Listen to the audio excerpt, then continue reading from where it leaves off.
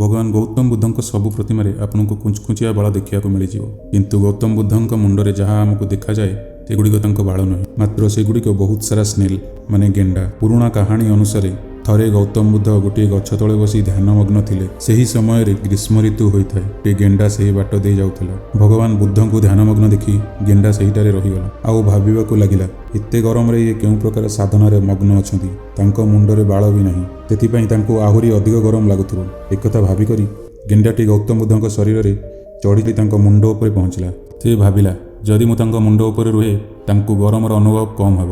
ଗୋଟିଏ ଗେଣ୍ଡାକୁ ଏପରି କରିବା ଦେଖି ଆଉ କେତେଗୁଡ଼ିଏ ଗେଣ୍ଡା ତାଙ୍କ ପଛେ ପଛେ ଗୌତମ ବୁଦ୍ଧଙ୍କ ମୁଣ୍ଡରେ ଚଢ଼ିଗଲେ। ସବୁ ମିଶାଇ କରି 108 ଗେଣ୍ଡା ବୁଦ୍ଧଙ୍କ ମୁଣ୍ଡକୁ ସମ୍ପୂର୍ଣ୍ଣ ଭାବେ ଆବରଣ କରିଦେଇଥିଲେ। ସେହି 108 ଗେଣ୍ଡାଙ୍କ ସ୍ମୃତିରେ ହିଁ ଭଗବାନ ବୁଦ୍ଧଙ୍କ ମୂର୍ତ୍ତିର ମୁଣ୍ଡ ଉପରେ ଆଜି ବି କୁଞ୍ଚକୁଞ୍ଚିଆ ବାଳ ଭଳି ଆକୃତି ବନାଯାଏ। ଯଦି କାହାଣୀଟି ଭଲ ଲାଗିଥାଏ ରେଡ୍ ବଟନଟି ଉପରେ କ୍ଲିକ୍ କରି ଆମ ଚ୍ୟାନେଲକୁ ସବସ୍କ୍ରାଇବ୍ କରନ୍ତୁ।